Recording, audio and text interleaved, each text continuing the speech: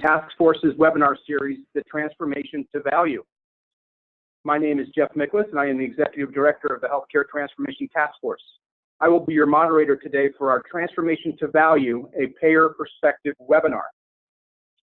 Before we begin the webinar, I will take a moment to orient you to the Zoom webinar platform. If you would like to ask a question to our presenters, or if you have a technical concern, please type your question or concern in the question box on the Zoom screen. Our team will be tracking the questions that arise, and during interludes in the presentation, we will select questions for presenters to answer. We will have a formal Q&A at the end of the presentation where you will have an opportunity to send in questions.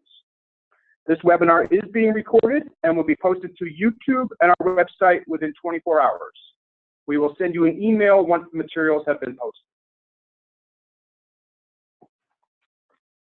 With that, I'd like to get started by introducing today's panel. Again, my name is Jeff Micklos, the Executive Director of the Task Force based in Washington, D.C.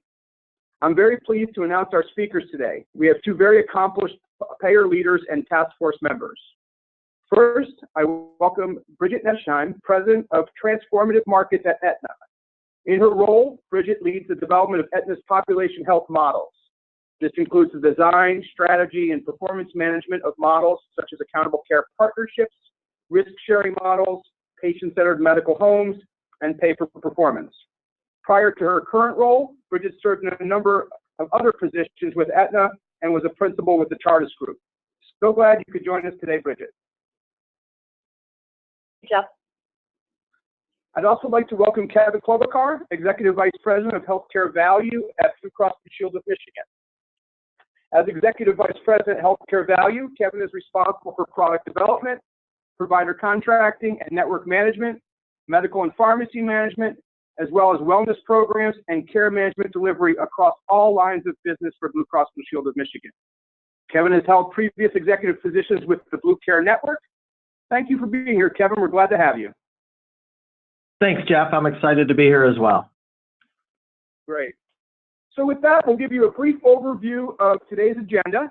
First, give you a little bit of a background about the Healthcare Transformation Task Force, and then specifically talk to you about our Transformation to Value project, and then get into the transformation stories from both Aetna and Blue Cross Blue Shield of Michigan.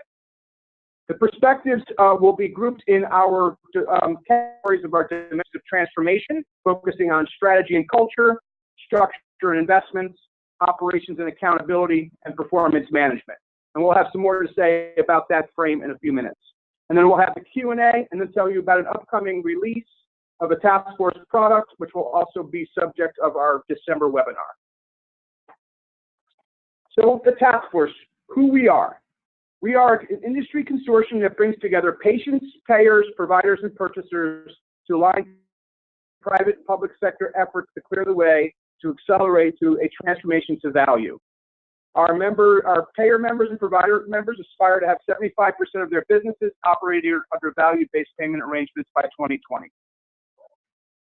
We are currently 42 members strong with a great cross-section of companies from across the country and consumer advocates and purchaser representatives. So a bit more about our Transformation to Value project. This project has been going on for almost a year. It began with the development of a strategic framework around the dimensions of strategy, which we will show you in a moment. It's the product of our Path to Transformation Advisory Group, of which Brigitte is one co-chair. The strategy framework is a tool to help organizations design and implement their transition to value-based payment and care delivery. It's important to note that the framework itself is really a starting point for the key parts of focus as organizations build out their value strategy. Certainly meant to be added to over time as organizations mature. Based on that framework, we surveyed 15 of our members, 3 payers, 9 providers, and 3 partners, which are organizations that guide providers through value transformation. We have over 20 hours of interviews and lengthy written responses from these members. The interviews were professionally transcribed and qualitatively coded to highlight and organize key themes among member experiences and observations across each dimension. These are housed on our website in 5 separate reports, and we commend that to you as well, in addition to the information today on the webinar. As we talked about our strategic framework here, it really breaks down into 4 dimensions: strategy and culture, structure and investments, operations and accountability, and performance measurement. With each of those dimensions, we have identified and defined subdimensions and a set of questions to help organizations understand where they are in their transformation through concept, through execution, and ultimately for the goal of sustainability. Brigitte will come back to each of these dimensions and subdimensions in a bit more detail as we get more into the substance of the presentation. So that brings us to our next section, the transformation stories from Aetna and Blue Cross Blue Shield of Michigan.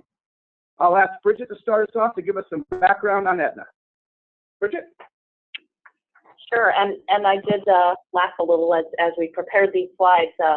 You know, time goes quickly actually in health insurance these days, and there are a few things in here that have already changed since we prepared these slides very recently.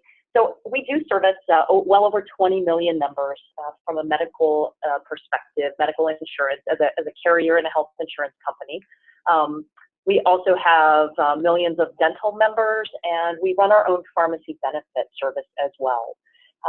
We have membership that we serve across multiple lines of business, and this is where you'll smile because some of this is just a week or two old. But we do work across the commercial segments, the commercial insurance segments, Medicare Advantage, managed Medicaid, including special needs and dual eligible across both Medicare Advantage and Medicaid.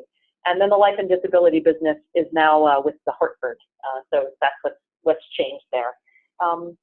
We have over 1 million healthcare professionals within our network, as well as employed by Aetna, including more than 600,000 PCPs and specialists and over 5,600 hospitals, which, if you know the number of hospitals in the U.S., incorporates almost all of them in one form of working with them or another.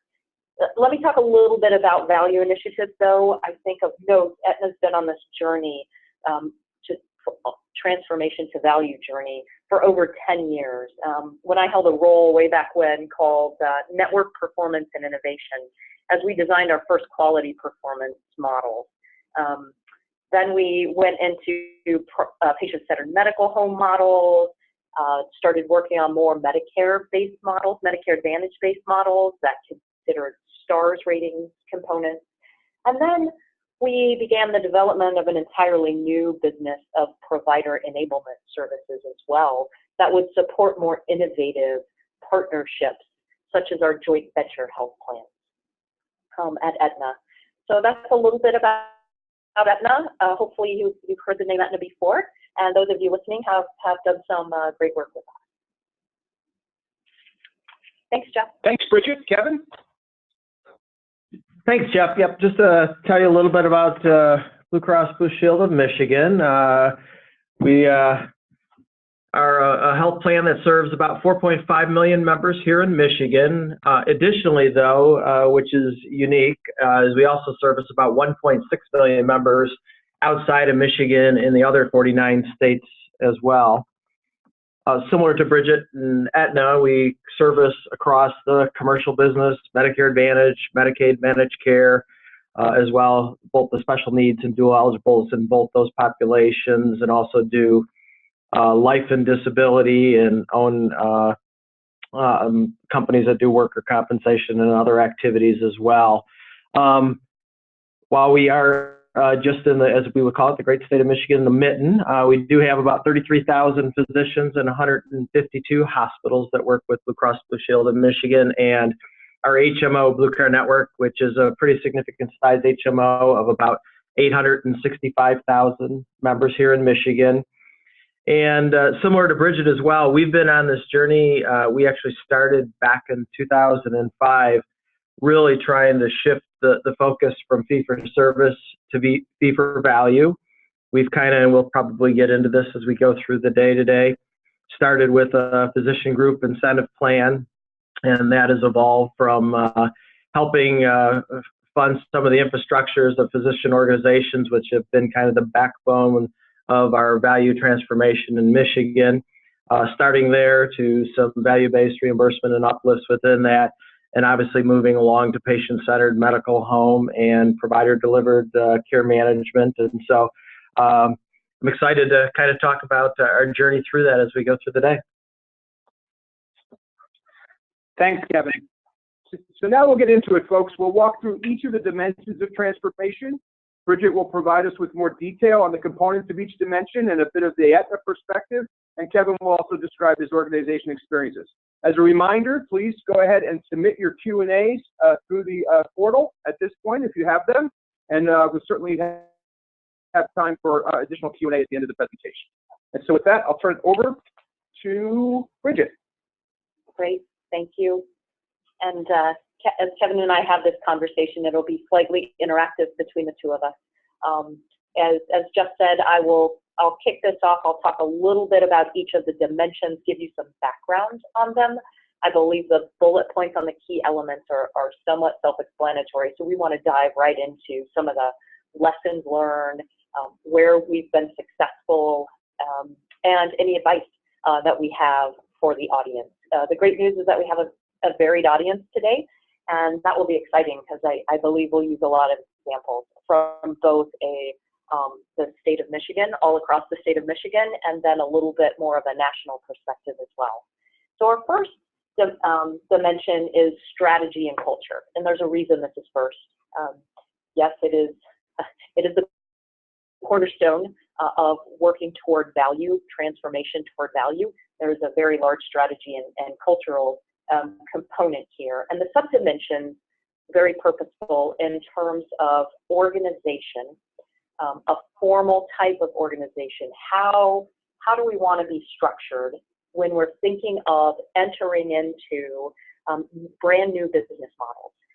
And many are already along this journey in some way, shape, or form. And so when we think about new business models, we're thinking about the most innovative business models, or iterating toward something more innovative that you're doing today. Looking at the types of partners, thinking of the type of corporate structures as well. How far do you want to go with the corporate structure? Some of our models at Aetna, for example, as I mentioned earlier, are full joint venture new company health plans, which certainly you don't need to go that far with the structure, but there are reasons to do that. In terms of governance, thinking about not just who governs, but how it's governed. And I always think of this in terms of governance and management. So there's a governance element, and there's a management process that goes along with that. And if you'll see the bullet point there about the commitment to cultural re-engineering, this isn't just about process. It's not about creating new meetings and new meeting structures. This is a commitment to a cultural transformation as well. And then very lastly, and I mentioned it earlier, in terms of the leadership and the leadership team, how do the executive and clinical leadership teams work together, hopefully as one, and how will they plan, execute, evaluate the process and cultural re-engineering? Are there dependencies from other parts of the organization, and how will that leadership team be sure to hold those parts of the organization accountable as well? And then, of course, what performance metrics are there? How are we going to measure success? And that encompasses the dimension of strategy and culture dimension. I think, Kevin, I'd like to turn it over to you to talk a little bit about your experience with this at Blue Cross Blue Shield of Michigan, and give us some specific examples of successes, lessons learned, and incorporate some recommendations for the audience as well. Thanks, Brigitte. Yeah, I think, and as you described it, this is probably one of the, in my opinion, one of the most important dimensions that you have to tackle as you go down this path. And if you get it right, it can be magic, and if you get it wrong, it can be a very trying experience to go through it. And sometimes you got to look at these both from an internal perspective within your organization. How are you approaching it, and how are you structuring yourself? And in Michigan, we created an area we call value partnerships, and this was the focus of their area, and their mission was to try to make this shift from fee for service to fee for value. And so it was a very big cultural shift from the organization to go back in 2005 from where we were to move into this structure. But you really had to get it right by setting the internal structure, making sure your leadership commitment was aligned, and as well, and quite honestly, even your business units, your segments, your whether it's your commercial health plan business or your Medicare or governmental business lines have to be aligned with the strategy you're embarking on. I think the other part of it, though, is really how do you get the organization out there within the physician groups or health systems or whatever path you go on. And in Michigan, we went down a path of really trying to enable a physician organization-led model and really get in the heart of working with primary care physicians and specialists, places where the care starts, and trying to work from them on how they manage the care of the patients within their office and refer along the system. And we view our role, quite honestly, in this as we kind of are the convener. We help catalyze and get the physician organizations together. We articulate goals at a high level. We create overarching principles that we think are important.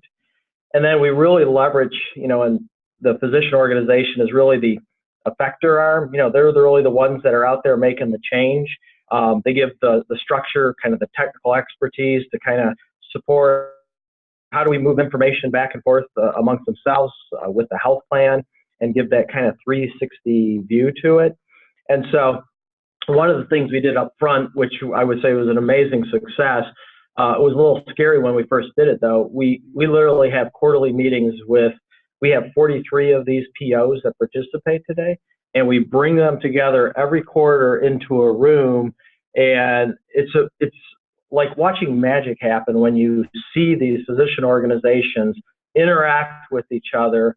Everyone kind of leaves at home, I'm aligned with this health system, or I do things this way, and you watch how they interact and they begin to talk, and that becomes kind of the secret sauce as to how we actually can transform and change the way healthcare is delivered, and then work with them. How do you actually align the incentives and the reimbursement and the risk models to actually drive to the things they're approaching? And so for me, that's, I think a key integral part to the whole thing.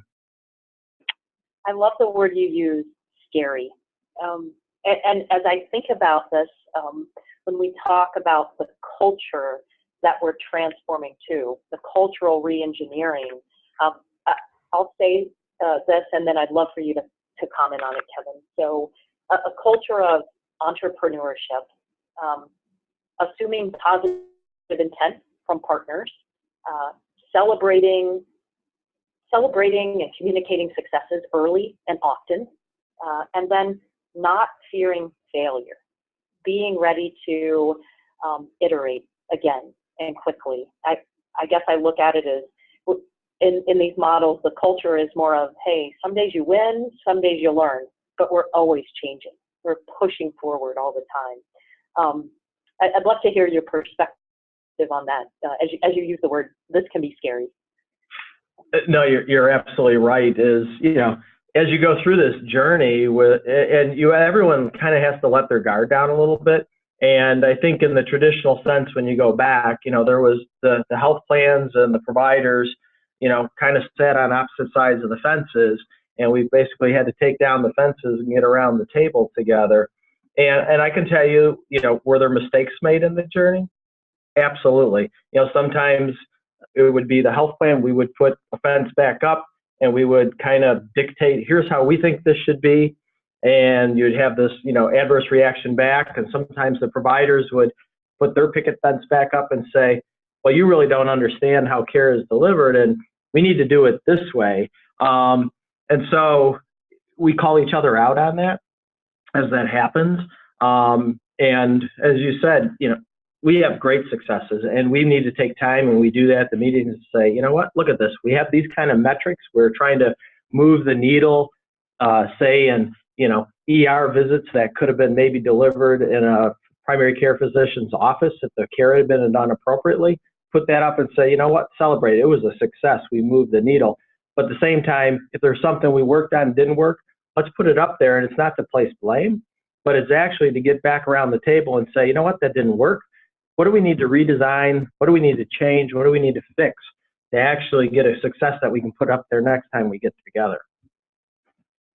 Thank you for being very transparent with that. The other thing I'll say or comment on here, and then Kevin, I'd love for you to add some color commentary as well. But when we think about the subdivision of organization, we look at structure and roles and the types of partners, but we also think about leadership support. And leadership support comes in many forms here. I am talking about board level support, CEO of our organization, so the CEO of Aetna, the president of Aetna, and having that level of support. And then for provider partners, and I use the term provider very generically, those who provide healthcare services, the organizations we work with who provide healthcare services, right? Their boards and their leadership. Having the highest level of commitment that ensures the transformation to value is not only a part of, but a key tenet of the organization's strategy and future success. Not just a kind of cool thing that everyone wants to talk about that's put off to the side and asked about maybe once a quarter. Could you comment a little on that in terms of how you've been able to do that in Michigan? Yeah, and your point is absolutely correct. And I know with our organization, Dan Lepp is our CEO, and I can tell you he is all in on this move. And this gets signaled throughout the organization. I know almost every time he speaks publicly, he talks about the successes in Michigan that we've accomplished here. And it's not because, it's something to, hang out there and say, look at what we did. It's really to say, and I think most of us get into this business basically because we want to do better. We want to make sure the quality of care that's delivered to, our members, and quite honestly, I want it for my family members as well, to be delivered better, because we all live within the system and have had good experiences and bad experiences in our families. And so it's really something that's kind of core to our belief system. And so it starts here in our organization. And then as well, these physician groups and the health systems and others that we're working with as we go on this journey, they also have to believe it. And, in Michigan, we have, folks like Ascension Health or Trinity that are here, and, they're very much aligned with moving, along with other health systems, whether it's Henry Ford or Beaumont or you name them in Michigan. Their organizations are really aligned as well to say, what we've been doing isn't the right approach. We really need to focus at an executive level in our organizations and push it through the physician leadership. And quite honestly, it's also the informal leadership that comes from the bottom up in some of these physician organizations as well, to really get aligned and engaged around making a difference. And so, the leadership and the commitment is almost, it's part of that cultural shift, and it's job one in starting this journey. Yeah, and what you said about making a difference resonates, because I guess when the rubber hits the road, this certainly poses a threat to existing financial models, existing business models, and rightfully so. We're trying to make a difference and change, and therefore the financial aspects of how payers work, as well as how in general providers work, and that change can be scary.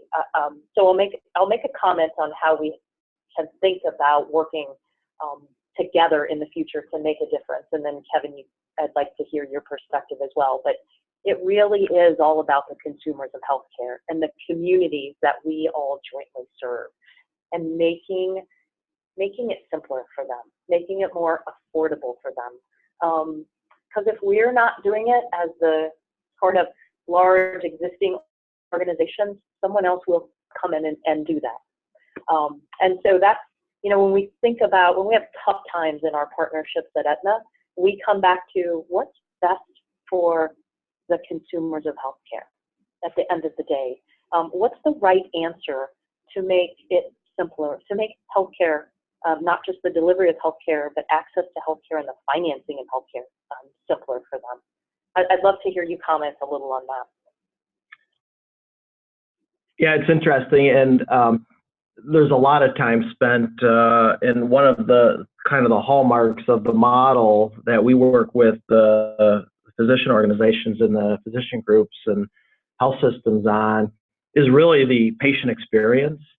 That is a key aspect of what signals success in this. We know the healthcare business is $3 trillion business, and Brigitte and I all see every day a lot of startups and innovative companies that are coming in and looking at how they can niche into the market. And it's kind of what you've seen in many of the other high-tech spaces where you have disruptors that come in and they look at it from a patient experience as how would I want, or just the purchaser experience, and how would I want this to work, and how do I have to interact to get the service that I need at the end of the day. And so it's critical for us to really keep that in the forefront. Is we're doing this about the patient experience. We're trying to make sure there's quality care delivered in a cost-effective way, that more people can get access to it, more people are going to have better outcomes at the end of the day. And so I agree wholeheartedly with you, Brigitte, that this is a piece that has to be in the forefront for all of us as we go through this. Thank you.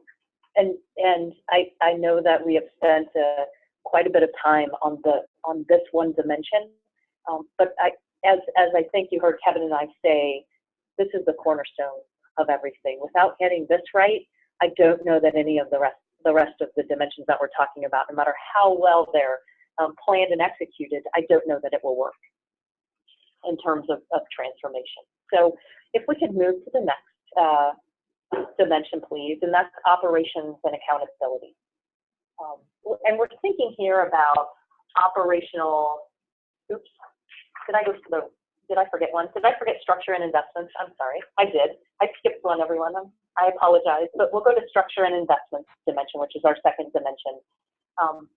And when we think about structure and investments, we're thinking about the infrastructure necessary to transform.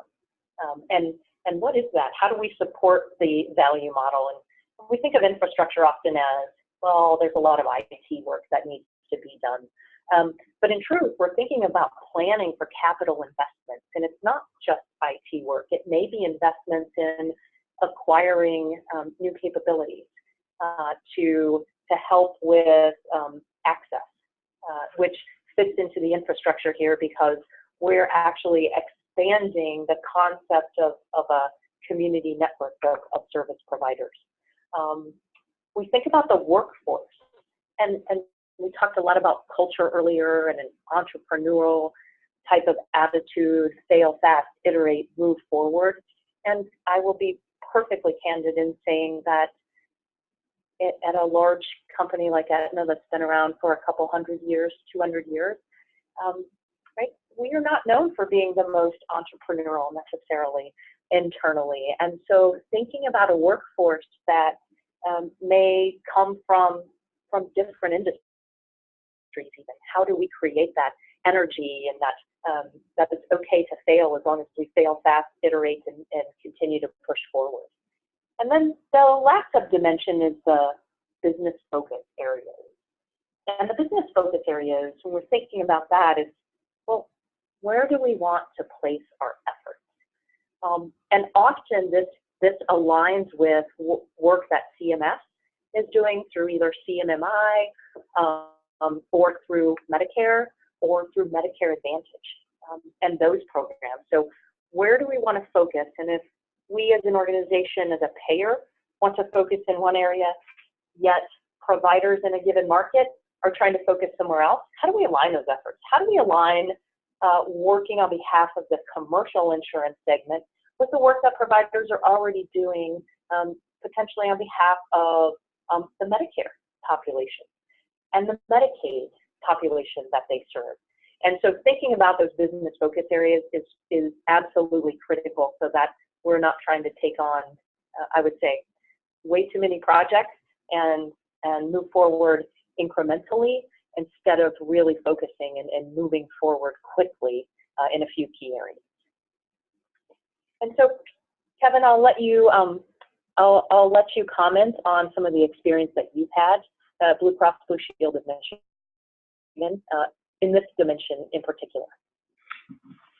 So I'll start with the kind of the infrastructure, and again, this is kind of a foundation in my mind of that you were able to build success. You know, we talked a little bit earlier about the culture and the strategy around it, and then this gets to that next dimension. If we really have to have a solid infrastructure and base underneath to launch these programs.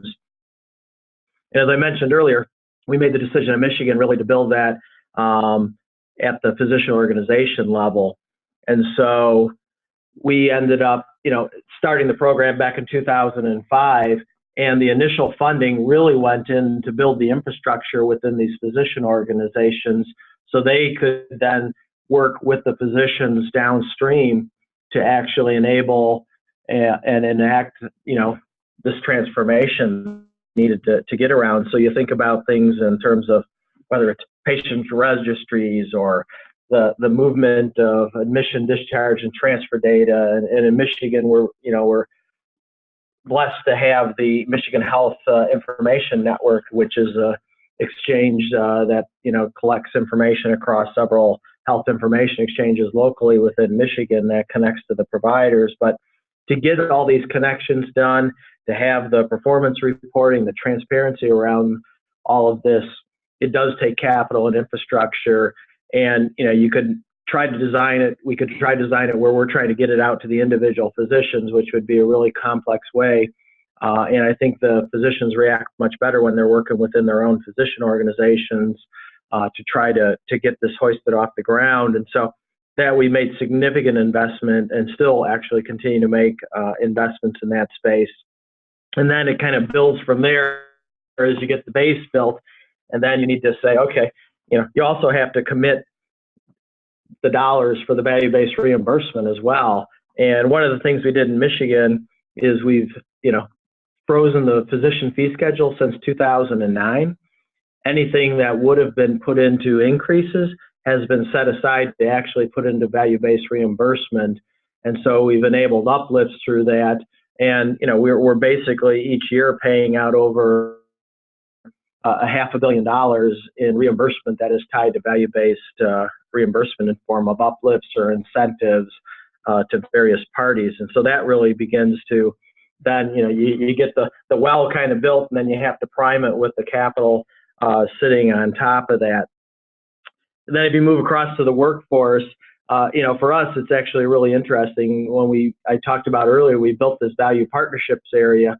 It really took a different mindset of the types of folks that we wanted to recruit and begin to work in this space. And we brought in the analytic people, these epidemiologists, high level of statistical thinking, folks with practice management, provider experience, and understanding what's kind of services are getting delivered across the communities, and how can they help and support that whole practice transformation that needs to happen in education. And it's interesting work, quite honestly, because I think it's really creative work that people are working on every single day. It gets them excited to come in and do what they're doing. And so I think that's actually an exciting piece of it, just seeing the kind of people we're recruiting and how their eyes kind of light up when they get the opportunity to work in this space and make a difference and see it every day. So I'll kind of stop there and maybe kick it back to you, Brigitte. Yeah. And some of what you said, as I was listening to you, I thought about maybe it just struck me about how much planning this takes. So we talked about the importance of cultural alignment and alignment with the overarching strategy of our enterprises before, and then it takes some significant planning in terms of how we want internally these organizations to be structured, as well as the structure that will best suit our partners' needs, our provider partners' needs, and the investments needed to make that happen. And so in a payer world, for those of you in the audience who aren't inside a payer and maybe deal with us at arm's length, there is a 18 to 24 month investment cycle that we go through pretty regularly to decide where our capital is placed. And so the more descriptive and thoughtful we can be about the investments needed, and literally building the business case as to why they're necessary, the more likely they will be funded and they will happen. I tell our teams a lot that it's great to have a plan on paper. I love a roadmap. If we're thinking about differentiation, if we're thinking about elements of transformation, a roadmap of how we're going to get there. But now we need to get to the specifics. Exactly how are we going to do that and what do we need? An example that I have from within Aetna is the recognition that we need a separate provider service center for our highest priority provider partners. Right? We need to make life easier for our provider partners if they want to work with us. And that sounds great on a piece of paper, but in truth, that's a 3 to 5 year build out in order to make that a true reality. And so as you talked about even the payment mechanisms and how back in 2009, you were already thinking about how to fund this type of transformation. That impressed me. I agree, and I like your idea on the roadmap as well. We have a lot of conversation internally because I talked about kind of the workforce that we've recruited and put into motion here. And sometimes you also got to make sure you bring the business focus, which is that last area that's sitting here. And it is really important to get your sleeves rolled up, and you have to design things that actually bring value at the end of the day. And it has to bring value to the health plan. It needs to bring value to the providers and the health systems that you're working with on the other side of it. And then, display that in terms of we're all challenged to make investments in various parts of our business. And you need the business acumen that says, there's going to be an ROI on this for everybody that sits around this. And ultimately we're doing this to benefit the consumer at the end side of it. And so how does this all work? You don't want to throw good money at bad outcomes. It kind of goes back to the last conversation. There's times you're going to make some mistakes along the way, quickly recognize them, and how do you transform from that and turn it into a success at the end of it? Yeah, well said. So this is really about thoughtful and detailed planning. I'd like to move us then to our next dimension that finally, right, I already tried to move us here, operations and accountability. And so in this dimension, the first subdimension is operational alignment. We've talked about strategic alignment. We've talked about cultural alignment. Now we're talking about operational alignment. So how do we work across multiple operational service lines or business lines? In the payer realm, we may call it lines of business, depending on the purchaser segment we're selling into or the government segment we're working in. And then the recognition also is that on the provider side, there are multiple service lines. How do we permeate all of those service lines and make this into part of the culture and operations of both of our organizations? Who's responsible for that? What training activities are necessary? Can't underestimate the amount of training needed for this. And then we start to think about, well, what financial incentives can help? So how are the managers themselves and the providers of care incentivized to move toward value-based models? And is that working? How are we measuring that over time? And who's reviewing that performance? And at what level is that reviewed in the organization? When we talked about leadership being completely bought into this previously. And then we look at quality measurement. So what do we think about quality? How are we measuring quality? And from a payer perspective, when we represent the services, we really bundle and represent the services of provider organizations. How are we articulating quality? What is the expectation of the purchasers of the products of these services? And again, who is responsible for collecting, reviewing, and acting upon all the measures of quality? So I'll stop there, Kevin. I'll kick it over to you to talk a little about your experience. Yeah, and I talked earlier about we created a separate unit to really begin this journey back in 2005, our value partnerships area, so really to get that operational alignment. But when you think about, okay, setting up one department by itself, how is that going to really serve the needs across multiple lines of business? And I'm actually going to give an example of how we've kind of went at this in Michigan, and I'll pick a little bit around, and all these things end up aligning. So one of the things I'll talk about kind of Medicare and commercial, and thinking about Medicare stars, which in the health plan world, there's dollars tied to this in terms of your star performance, and some of it's just being able to play in the Medicare Advantage space. And so when we set up our operations around this, and we think about how we're going to have accountability, we start at a corporate level. We'll have a goal around Medicare Advantage star achievement. We'll have a goal around NCQA accreditation and HEDIS scores.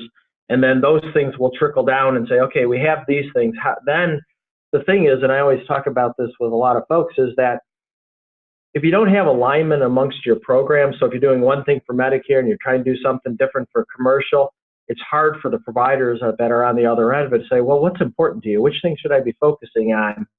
And so we really tried to thoughtfully, as we thought about our operations and put these measures across it, of how can we align what we're doing across commercial and Medicare so people are focused on the right things that will kind of push results across both sides of it, whether it's stars or HEDIS and NCQA accreditation.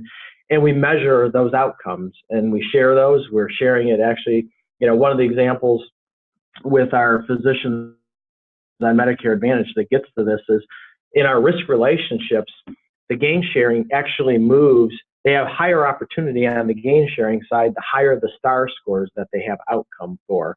And so we truly try to align it from what we need corporately to what our employees should be delivering and to what ultimately can reward the physicians or physician groups on the tail end of it. And so it's really important to try to get that alignment correct. And I kind of like that whole thought about, how do you think about these objectives across multiple lines of business? And you got to keep that in the forefront. So I'm going to ask you a question that I think really pertains to operations and accountability, but it also permeates throughout each of these dimensions. When we think about operational alignment in this context, part of it is actually thinking about the operational alignment internally. So Kevin, for you, that's within Blue Cross Blue Shield of Minnesota. And I will again be very transparent and say within Aetna, right, that's another element that we have to consider, and it's not always simple to think through how we have potentially competing business models. Well, this is the old way of doing things, and this is a newer way, and we're intentionally disruptive internally within Aetna, and that can be not easy. It is sometimes very challenging to work through that, but always coming back to, I think, from my perspective, always coming back to ultimately what is best for the consumer in healthcare and how do we solve those problems. I think gets us through that, but I'd love to hear your perspective. Kevin, put you in a tough spot to hear about some of the internal within Blue Cross Blue Shield of Michigan, some of the challenges you've had. It is. There's always, you always have some challenges when you think about those questions you just posed there is, and it gets to some of the comments earlier. You have to have this cultural, corporate intestitude, in some respects, intestinal fortitude to actually continue down this path, which is pretty transformative and different than the path that we've been on in the past. And so we always have to kind of come back and your point is perfect, is that we do all this not for ourselves. We're doing it for the ultimate consumer at the end. And so you really have to have that beacon and that guiding principle about what's best for the consumer as we go down this path.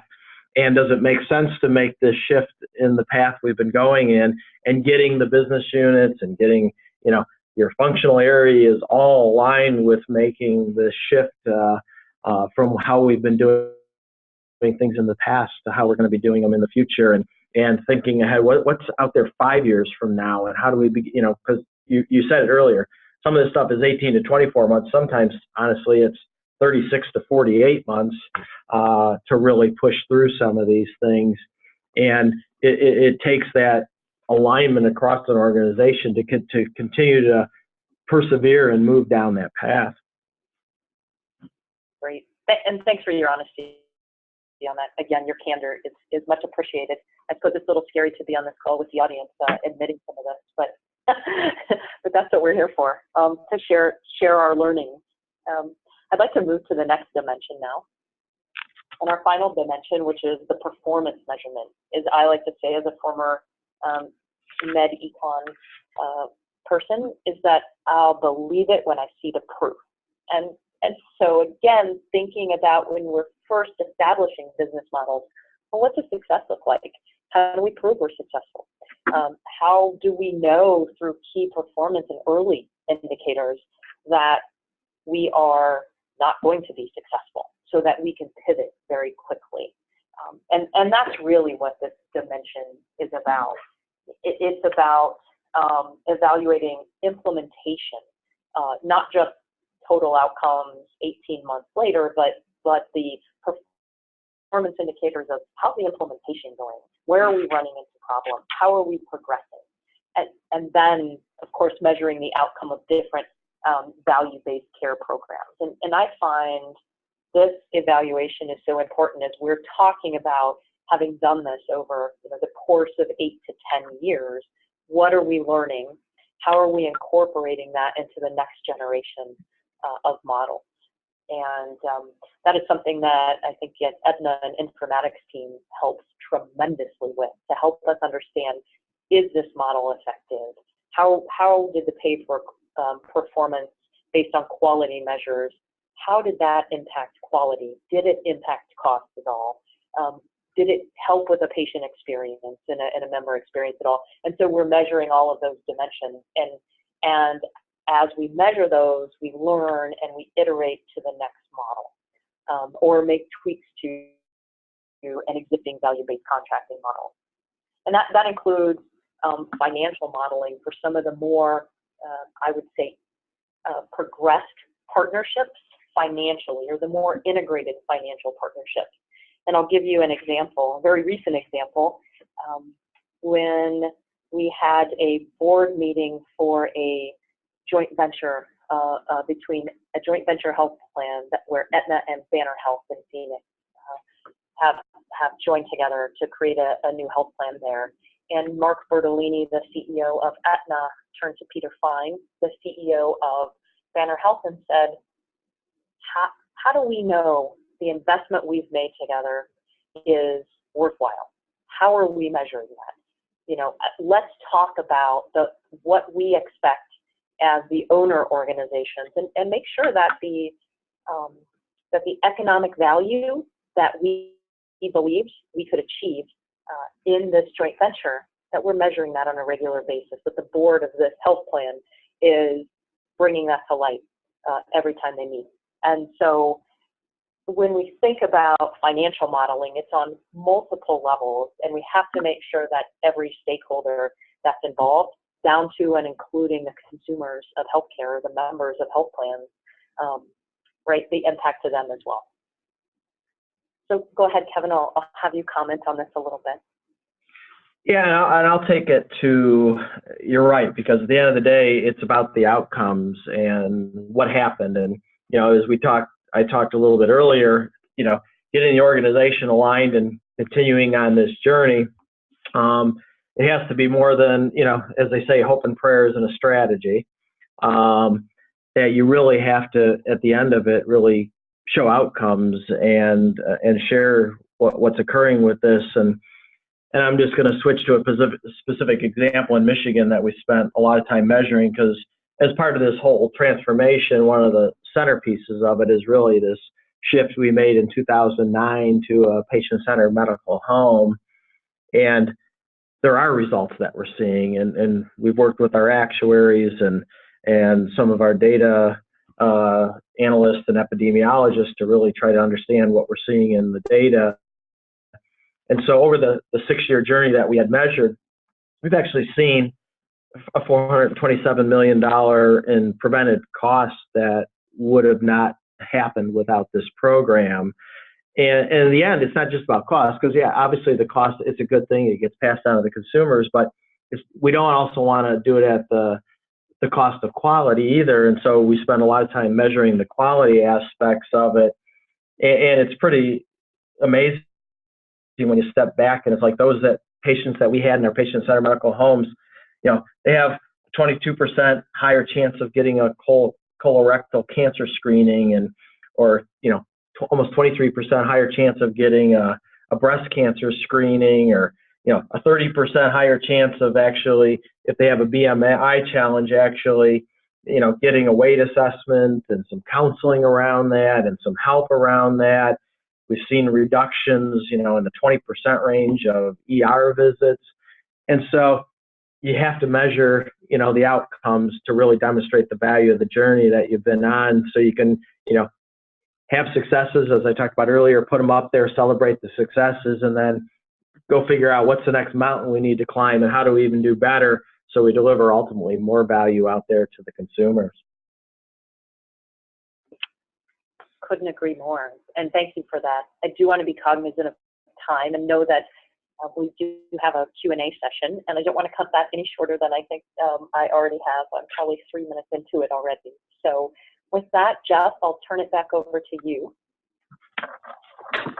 Thanks very much, Brigitte, and to Kevin, to you as well. As Brigitte mentioned, we'd now like to open up the discussion to Q&A from the audience.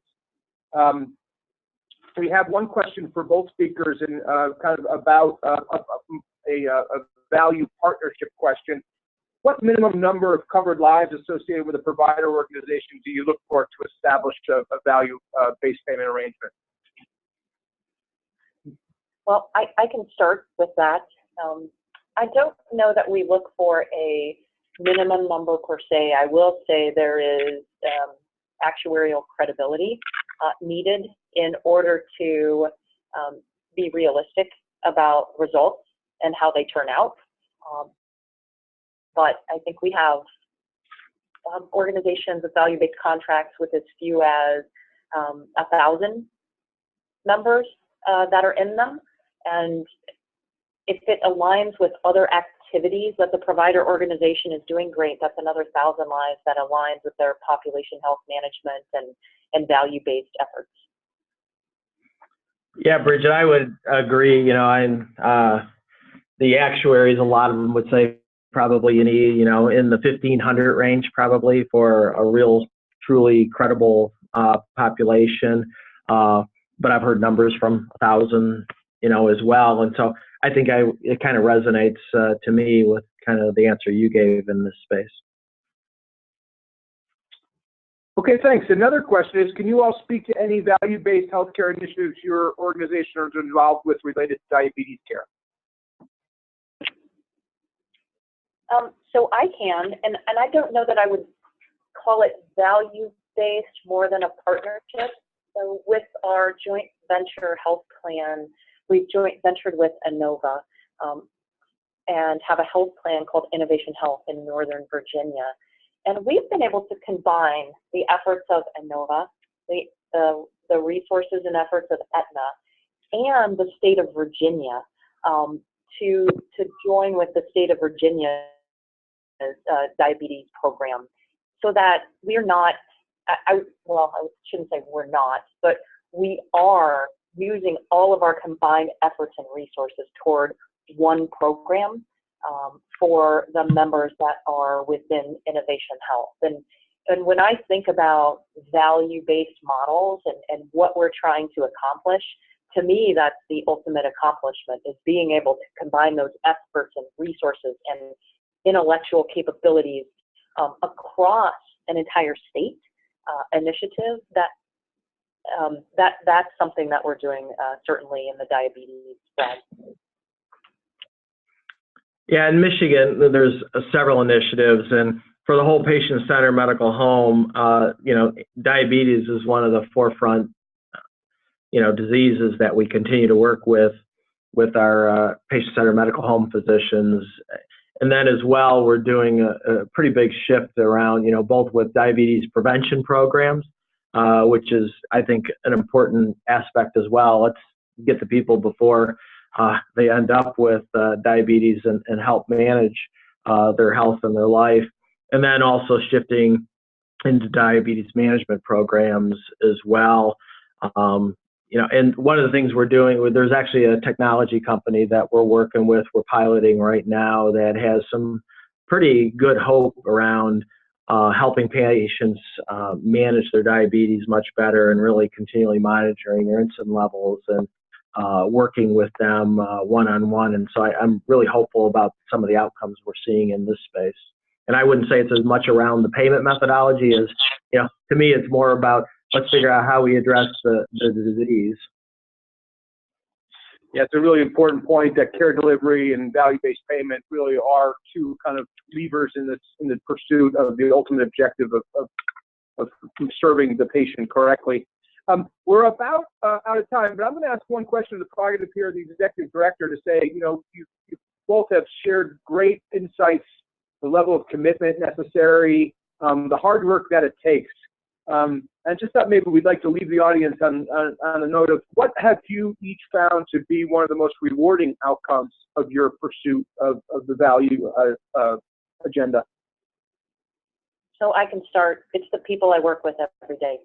And I'm not talking about just Aetna employees. I am talking about getting to know leaders who are trying to do the same thing, make a difference, as Kevin well stated, make a difference and make our entire healthcare system, both the financing aspects, the delivery aspects, make it better, make it simpler. And so I would say it's the people that I am able to do and have the privilege of working with every single day. Yeah, and I'm going to echo the same thing. At the end of the day, we do what we do because it's ultimately for the consumer at the end to improve their health and access to affordable health care and ensure they have great outcomes. But the people is what's the amazing part. And, every day I'm uplifted by and I talked earlier about kind of the magic that happens when we have these joint meetings with the physicians and us, and get them in a room. It actually is it really is like magic happening when you get people around the table having this dialogue, and it gives me the strength to continue every day and know, what, we're gonna climb up that mountain, and in the end we're gonna deliver what consumers expect on the end of our journey. Yeah, certainly does take very dedicated, committed people in that regard. So we'll finish up here by just reminding folks that this was a payer perspective on the transformation of value. You may have joined us, you may not, a couple of weeks back when we had the transformation to value, a provider perspective. Let you know that webinar is currently on our YouTube page, and also very detailed reports that go into a lot more detail of shared learnings from our member interviews on our website, hcttf.org. And as we wrap up, I'd like to tease a new product that we have coming starting next week, an exciting new series called Identifying the Levers of ACO Success. This new series of reports will reflect best practices and learnings from highly successful accountable care organizations, both from within the task force membership, but from beyond as well. So stay tuned for more information on those reports starting next week. We will also be scheduling a webinar in December that will focus on that output from the levers of ACO success. So we certainly hope you will join us there. Just a huge thanks to our presenters today, and more importantly, for your participants on today's call. We were thrilled with the positive feedback by way of registrations. Again, we will post the materials from this presentation along with a YouTube link to the playback on our website within the next day. You will be able to access them again by just going to our website. We also will send you a short survey via email in the next 24 hours to get your input and feedback on today's webinar. This is our 5th webinar, I believe, in our series, and we are always looking for feedback on how we can continue to provide value to the audience. We hope you will join us on future webinars, and thank you and have a great day.